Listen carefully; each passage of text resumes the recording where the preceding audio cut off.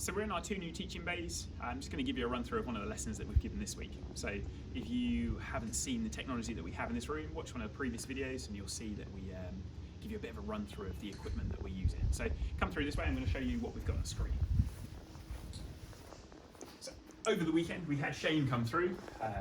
He's a good club golfer, plays single figure golf and moves really, really well. So I thought it's a great example for you to understand some of the graphs that we look at and the information that Swing Catalyst gives us. So you'll see up on this side, we've got our feet, our right foot and our left foot, and the amount of pressure. You might want to come a little bit closer. So you'll see 54% pressure on this side, 46% of pressure on this side. And then we get this green graph that looks like little mountains on this side. And this is his vertical force. So when it goes down in this manner, it tells us that Shane is lifting the club up and he's lifting his body away from the ground and his sort of centre of mass is going up and away. And the more you do that in your backswing, the greater chance it gives you to drop down, push into the ground and help yourself create some vertical force that can help you rotate.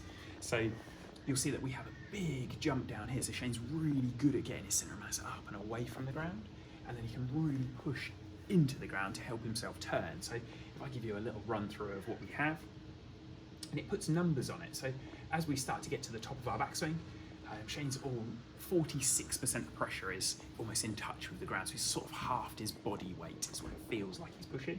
And then as we start the downswing and we make an aggressive move, we get all the way up to 144% of pressure.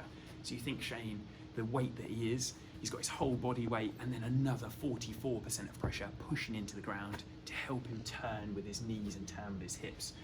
So he's exceptional at this move and he's obviously very flexible. And you'll start to see how these work in time with the video on the left-hand side. How much we slam some weight and some pressure onto our left-hand side, and you see his studs on his shoes really start to glow. So it's a really efficient way of creating some force.